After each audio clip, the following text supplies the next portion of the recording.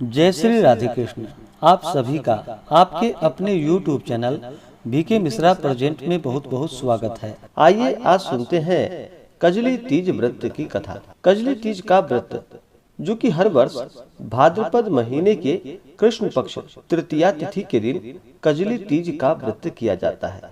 इसे कजली तीज, कजरी तीज, सातुरी तीज, निमड़ी तीज, सतवा तीज, बूढ़ी तीज या बड़ी तीज आदि नामों से भी जाना जाता है।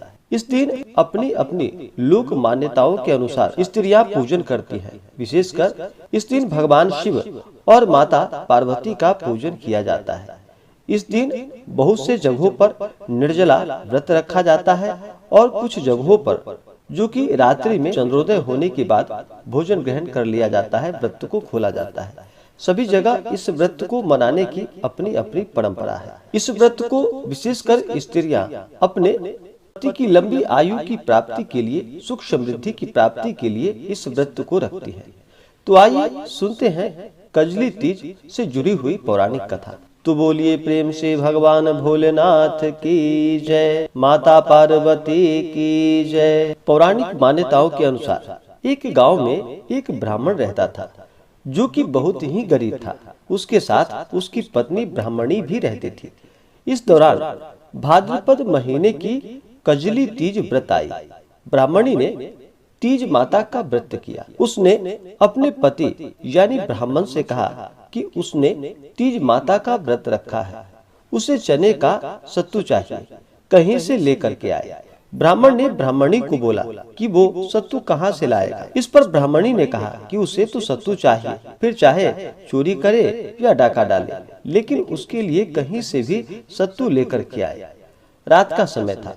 ब्राह्मण घर से निकलकर साहूकार की दुकान में घुस गया।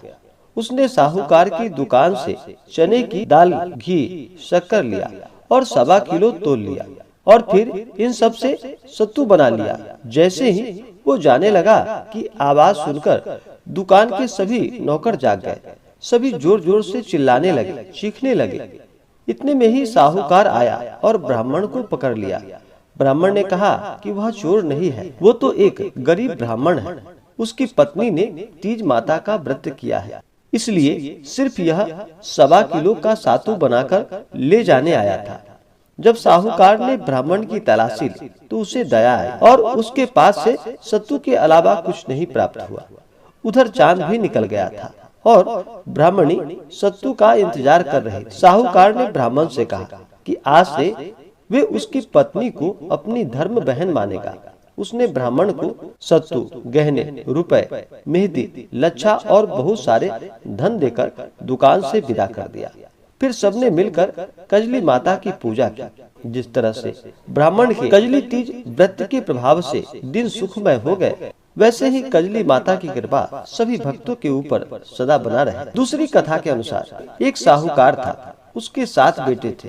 उसका सबसे छोटा बेटा जो कि अपाहिज था, वह रोजाना एक वैश्या के पास जाता था।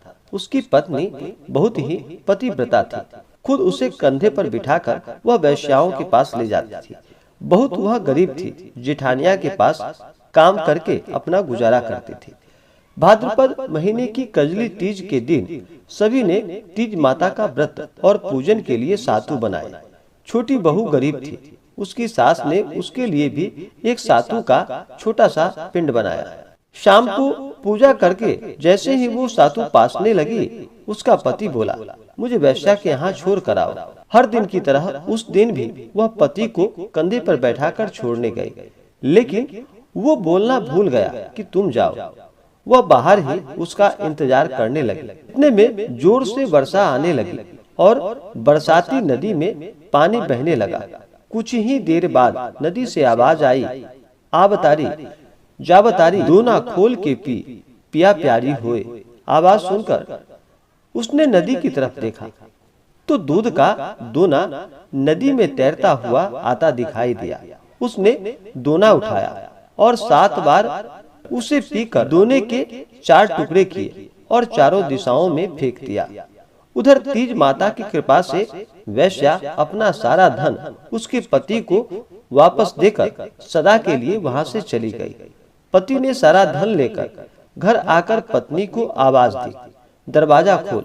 तो उसकी पत्नी ने कहा कि मैं दरवाजा नहीं खोलूंगी। तब उसने कहा कि अब मैं वापस नहीं जाऊंगा, दोनों मिलकर सातु पासेंगे। लेकिन उसकी पत्नी को विश्वास नहीं हुआ। उसने कहा, मुझे वचन दो, वापस वेश्या के पास नहीं जाओगे। पति ने पत्नी को वचन दिया।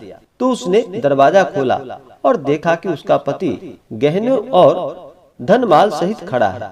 उसने सारे गहने कपड़े अपने पत्नी को दे दिए। फिर दोनों ने बैठकर सातु पासा। सुबह जब जेठानी के यहाँ काम करने नहीं गई तो बच्चे बुलाने आए कि काकी चलो, सारा काम पड़ा हुआ है। उसने कहा कि अब तो मुझ पर तीज माता की पूरी कृपा है, अब मैं काम करने नहीं जाऊंगी। बच्चे ने जाकर माँ को बतलाया, आज से काकी काम करने नहीं आएंगी, उन पर तीज माता की कृपा हुई है। वह नए नए कपड़े पर गहने पर बैठी है और काकी भी और काका जी भी घर पर ही बैठे हैं। सभी लोग बहुत खुश हुए।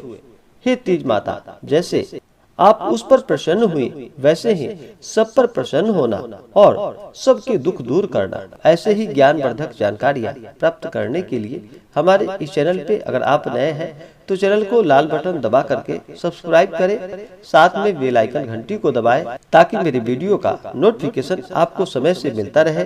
वीडियो को लाइक करें, शेयर करें। सुखी रहें और स्वस्थ रहें। जय श्री राधे कृष्ण। धन्यवाद।